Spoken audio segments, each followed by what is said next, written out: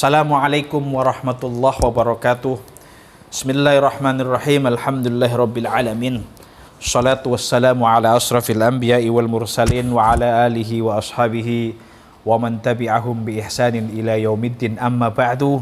Pemirsa TV Majelis Dzikir Hubbul Waton yang dimuliakan Allah Subhanahu wa taala, di dalam kesempatan ini kita akan melakukan kajian terhadap kitab Qissatul Mi'raj yang ditulis oleh Al-Imam Al-Allamah Najmuddin Al-Ghaiti. Ini sebenarnya kita mengulang daripada kajian yang pertama ya, karena ternyata setelah saya lihat banyak kekeliruan yang ada kekeliruan yang fatal yang saya lakukan gitu. Makanya kita harus perlu mengulang lagi karena juga ini bagian daripada ikhtiar saya untuk berhati-hati gitu.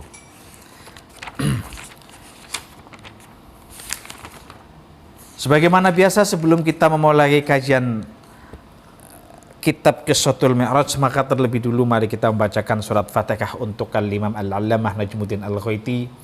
Begitu juga untuk Syekh Abil Barakat Sayyid Ahmad Ad-Dardir yang memberikan hasiah atas kitab Qissatul Mi'raj, para muassis Majelis Dzikir Hubbul Waton, para kiai-kiai, guru-guru kita, kedua orang tua kita dan ahli kubur kita semua. Ala hadhihi niyyah wa ala kulli niyatin shalihah wa ila hadratin Nabil Mustafa sallallahu alaihi wasallam. Al-Fatihah. A'udzu billahi minasyaitonir rajim. Bismillahirrahmanirrahim. Alhamdulillahi rabbil alamin arrahmanir rahim maliki yaumiddin iyyaka na'budu wa iyyaka nasta'in ihdinas siratal mustaqim siratal ladzina an'amta 'alaihim ghairil maghdubi 'alaihim waladdallin amin. Bismillahirrahmanirrahim. Qala al-musannifu rahimahullahu ta'ala wa nafa'ani wa iyyakum fit dharain. Bainama an-nabiyyu sallallahu alaihi wasallam 'indal baiti fil hijri muttaji'an baina rajulaini idh atahu Jibril wa Mikail wa ma'ahuma malakun akhar. Ketika Nabi Muhammad sallallahu alaihi wasallam itu tidur miring gitu ya, indal bait fil hijri, yaitu di dekat Ka'bah, tepatnya di Hijr Ismail. Jadi ketika Nabi Muhammad sallallahu alaihi wasallam tidur miring di Hijr Ismail, di dekat Ka'bah, baina rajulaini, di antara dua orang laki-laki. Maksudnya baina rajulaini di sini itu adalah dikatakan di sini adalah Hamzah, yaitu Sayyidina Hamzah wa ibnu ammihi, dan Ja'far bin Abi Thalib, yaitu Hamzah dan Ja'far bin Abi Thalib radhiyallahu anhuma. Jadi tidur bareng-bareng gitu ya. Jadi Rasul sallallahu alaihi wasallam tidur di antara dua orang laki-laki, di antara siapa? Di antara Hamzah dan Ja'far bin Abi Thalib. Idh atahu, ketika itu atau tiba-tiba, atahu datang kepada siapa? Nabi Muhammad sallallahu alaihi wasallam, Jibril wa Mikail, malaikat Jibril dan malaikat Mikail, wa ma'ahuma malakun akhar, dan beserta keduanya malaikat yang lain. Malaikat yang lain ini ada pendapat yang menyatakan malaikat yang lain ini adalah malaikat Israfil. Berarti di sini juga bisa jadi bukan malaikat Israfil atau malaikat yang lain ya. Maka dikatakan wa ma'ahuma malakun akhar, bisa juga malaikat yang lain di sini adalah malaikat Israfil, atau juga bisa malaikat selain malaikat Israfil. Fahtamaluhu, kemudian mereka membawa Nabi Muhammad sallallahu alaihi wasallam hatta ja'u bihi Zamzam, sampai membawa sampai ke sumur Zamzam itu kira. Fastalqauhu, kemudian mereka para malaikat menelantangkan Nabi Muhammad sallallahu alaihi wasallam ala dhuhrihi, di atas punggungnya. Artinya ditelentangkan. Fatawallahu minhum Jibril, kemudian yang bertanggung jawab untuk ngurusi Nabi Muhammad sallallahu alaihi wasallam di antara para malaikat itu adalah Jibril alaihi salam. Jadi tiga malaikat itu ya, membawa Nabi Muhammad sallallahu alaihi wasallam ke sumur Zam-Zam, kemudian menelantangkan Nabi ya. Dan sementara yang bertanggung jawab mengurusi Nabi Muhammad sallallahu alaihi wasallam dalam hal ini di antara para malaikat tersebut adalah malaikat Jibril. Wa fi riwayatin, di dalam satu riwayat dikatakan furija saqfu baiti fanazala Jibrilu fasaqqa min thughrati nahrihi ila asfali batnihi. Wa fi riwayatin, di dalam riwayat yang lain dikatakan furija saqfu baitihi, atau disingkap saqfu baiti, atap rumahku. Fanazala Jibril, kemudian Jibril turun, fasaqqa min thughrati nahri, kemudian Jibril mulai melakukan operasi atau membelah itu ya. Min thughrati nahrihi, mulai dari bawah leher itu ya, apa ya, kerongkongan ini ya, bawah leher ini kan ya, ila asfali batnihi, kepada sampai perut bagian bawah. Itu di dalam riwayat yang lain. Jadi tersingkap atap rumah Rasul sallallahu alaihi wasallam atau dilobangi itu kan. Kemudian dari situ malaikat Jibril turun dan melakukan operasi, kemudian membelah dada Rasul atau melakukan operasi terhadap Rasul sallallahu alaihi wasallam, dimulai daripada bawah leher beliau sampai kepada perut bagian bawah. Summa qala Jibril li Mikail, kemudian Jibril berkata kepada malaikat Mikail, "I'tini bitostim mimma Zamzam." Datangkanlah bitostim ya. Mimma Zamzam. Bitostim itu bisa dimaknai mungkin dalam konteks sekarang ya, bisa ember ya, atau bisa baskom, atau bisa bokor itu biasanya ya. Ya, bokor. Mimma i'tini bitostim mimma Zamzam, datangkanlah bokor atau baskom atau juga ember ya. Satu baskom atau satu bokor, mimma Zamzam, dari air Zam-Zam. Kaima utahhira qalbahu, agar aku utahhira qalbahu, mensucikan hatinya, membersihkan hatinya. Wa ashraha sadrahu, dan melapangkan dadanya. Fastakhraja qalbahu faghsalahu thalatha marrat, kemudian malaikat Jibril mengeluarkan hati Rasulullah sallallahu alaihi wasallam, faghsalahu thalatha marrat, dan membasuhnya sebanyak 3 kali. Wa naza'a ma kana fihi min adhan, setelah itu membuang maka nafihi min adan, membuang kotoran-kotoran yang ada di hati Rasul sallallahu alaihi wasallam. Wakhtalafa ilaihi Mikail bi thalathi tassatin mimma Zamzam, dan malaikat Mikail itu bolak-balik ya, yang menuju malaikat Mikail itu bolak-balik menuju siapa? Malaikat Jibril ya. Bithala sitosatim mimma Zamzam, dengan sampai 3 kali membawa tosat, membawa bokor berisi air Zam-Zam. Thumma ata bitostim min zahabin mumtali'in hikmatan wa imanan, kemudian ata malaikat Jibril datang bitostim mimma'in, bitostim min zahabin mumtali'in hikmatan wa imanan, datang dengan membawa satu bokor yang terbuat dari emas yang dipenuhi dengan hikmah dan keimanan. Fa'afrahuhu, kemudian malaikat Jibril menuangkannya, bitostim min zahabin mumtali'in hikmatan wa imanan, fi sadrihi, pada atau ke dalam dada Rasul sallallahu alaihi wasallam, wa mala'ahu, dan memenuhi dada Rasul sallallahu alaihi wasallam, hilman, dengan hilm, kebijaksanaan, wa ilman, dan ilmu pengetahuan, wa yakinan, dan keyakinan, wa islaman, dan keislaman. Ini cerita ya, bagaimana proses malaikat Jibril melakukan operasi ya, membelah dada Rasul sallallahu alaihi wasallam, kemudian mengambil hati Rasul sallallahu alaihi wasallam, dibersihkan hati tadi tentu dengan air Zam-Zam itu kan, sampai dibersihkan sampai 3 kali, membuang kotoran-kotoran yang ada di dalam hati Rasulullah sallallahu alaihi wasallam. Bahkan sampai kemudian malaikat Mikail bolak-balik itu membawa bokor atau membawa baskom yang berisi air zam-zam itu kan. Baru setelah itu malaikat Jibril alaihi salam membawa satu bokor yang terbuat dari emas, di mana itu diisi dengan hikmah dan keimanan.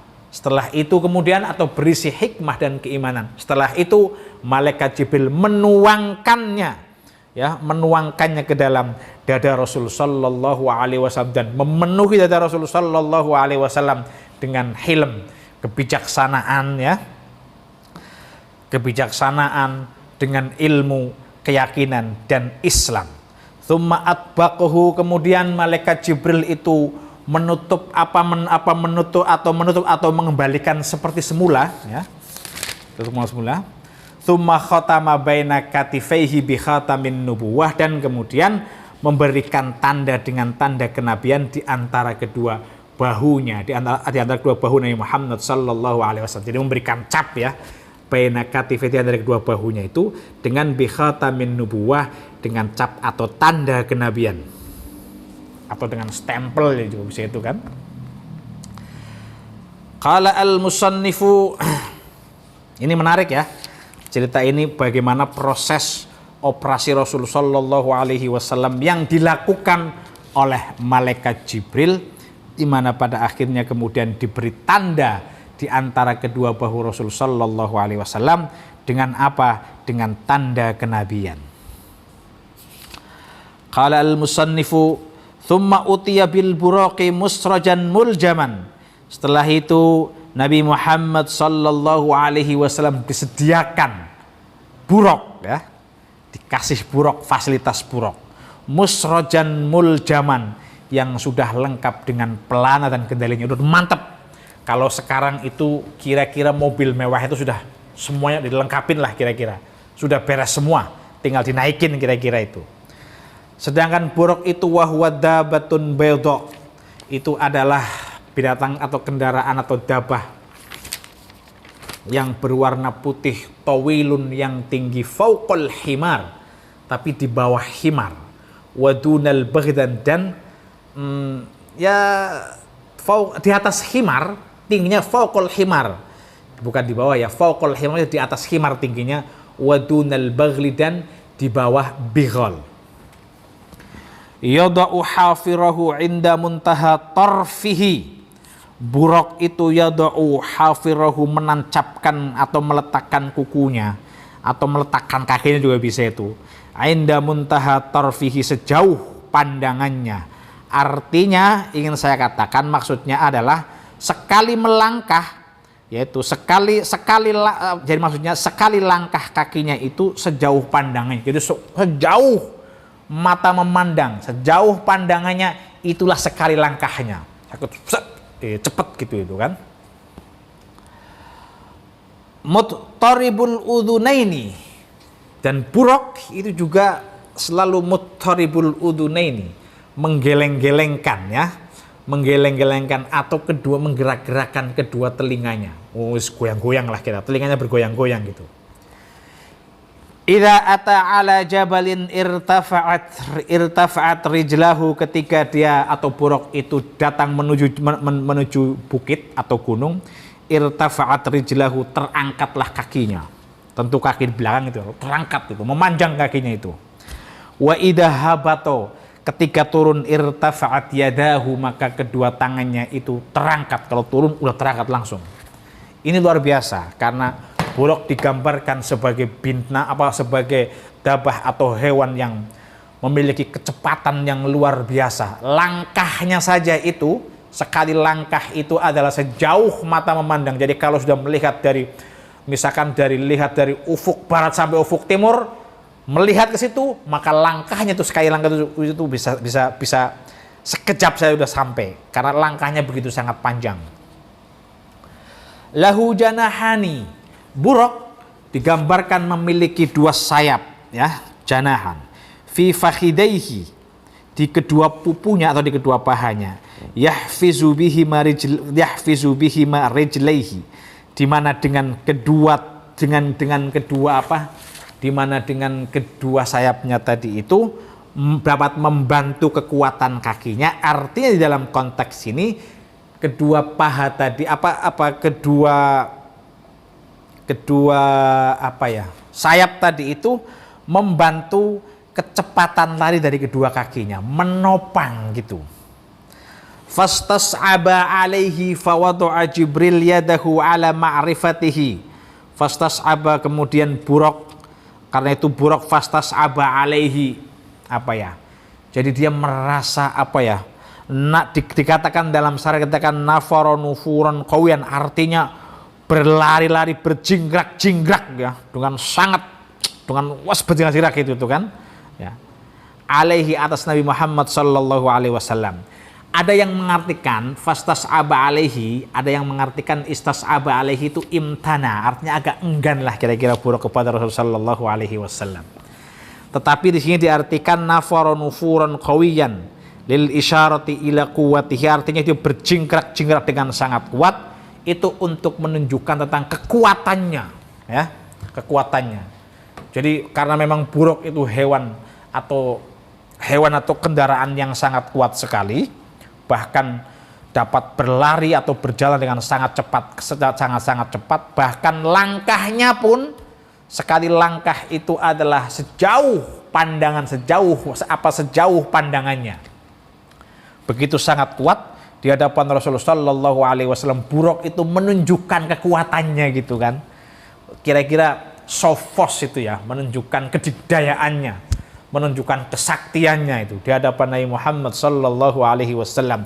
Fawadu'a Jibrilu yadahu ala ma'rifatihi. Karena itu kemudian malaikat Jibril itu meletakkan tangannya ala ma'rifatihi. Kata ma'rifatihi mungkin yang lebih enak diterjemahkan dengan di atas kepala Buraq. Tetapi sebenarnya ma'rifat itu sebenarnya bukan kepala sebenarnya. Jadi kalau saya memahaminya itu, kalau ada misalkan kayak hewan seperti kuda. Jadi itu tempat tubuhnya rambut ya. Itu mungkin lebih tepatnya itu bukan kepala tetapi leher belakang gitu kan ya, bisa jadi begitu, dipegang lah kira-kira itu, atau bisa jadi kepalanya juga nggak apa-apa, mana itu. Tsumma qala, kemudian apa yang dikatakan malaikat Jibril, ala tastahya Buraq, apakah engkau tidak malu wahai Buraq?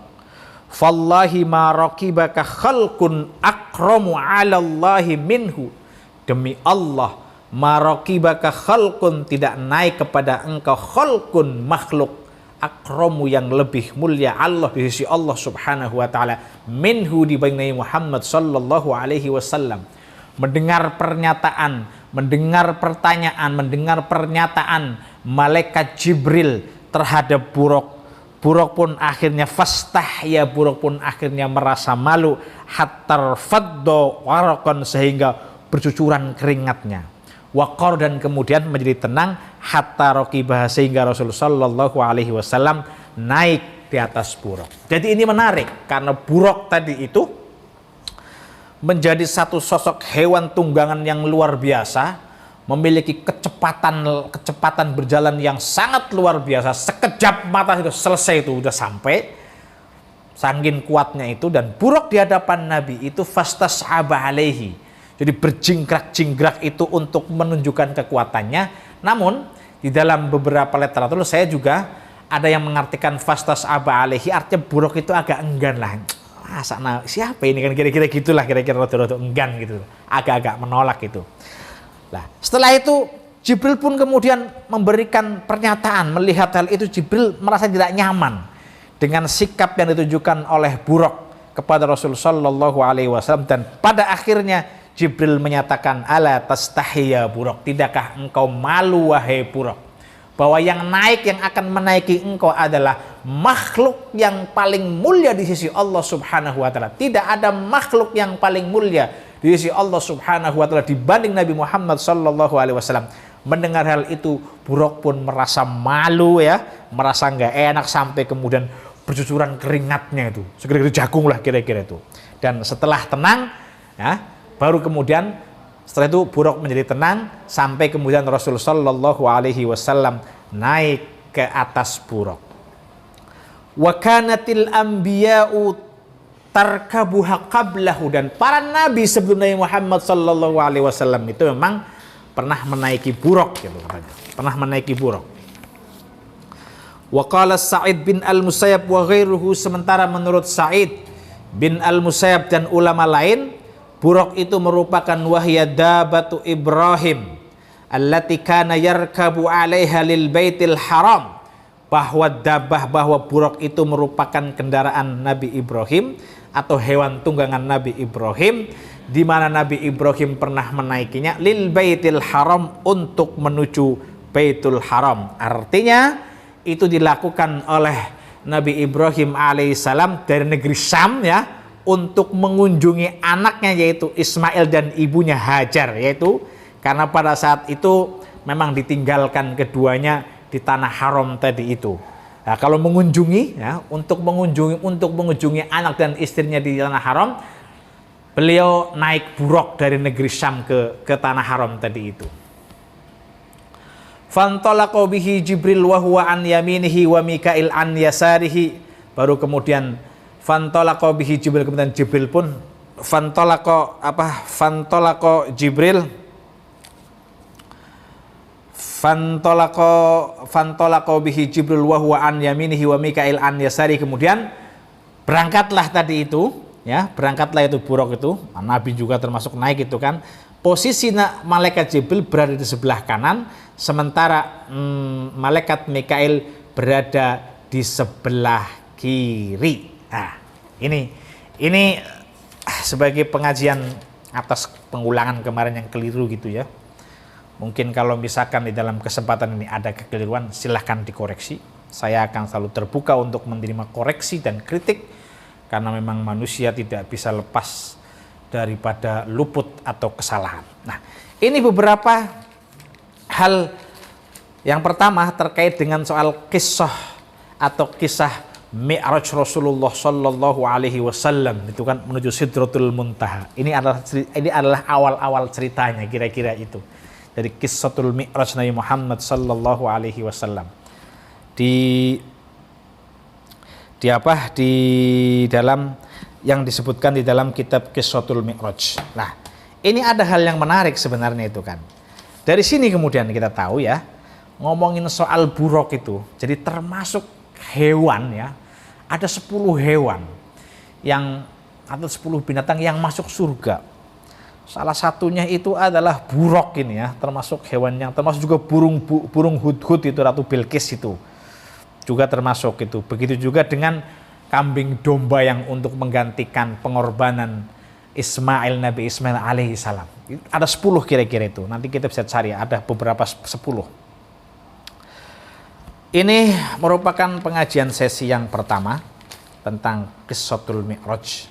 Yang jelas tadi telah menggambarkan bagaimana malaikat Jibril melakukan operasi membersihkan dada Rasulullah sallallahu, membersihkan hati Rasulullah sallallahu alaihi wasallam, dibasuh dengan air Zam-Zam. Ini kan menarik, kenapa dibasuh dengan air Zam-Zam? Karena memang air Zam-Zam itu juga bagian daripada air surga katanya itu kan, menggunakan air Zam-Zam.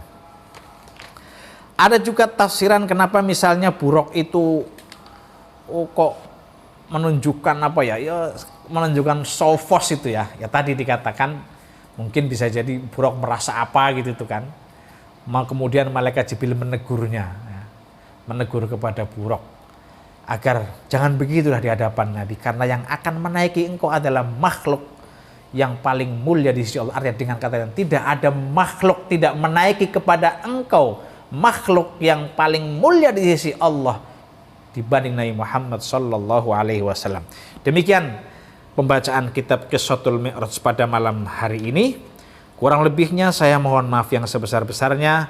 Jika ada kata-kata saya atau pemahaman saya keliru, silahkan dikritik, dan insya Allah kita akan menerima kritik dan saran dari para pemirsa TV Majelis Dzikir Hubbul Watan dengan senang hati dan lapang dada. Kurang lebihnya saya mohon maaf yang sebesar-besarnya. Wallahul muwaffiq ila aqwamit thoriq. Wassalamualaikum warahmatullahi wabarakatuh.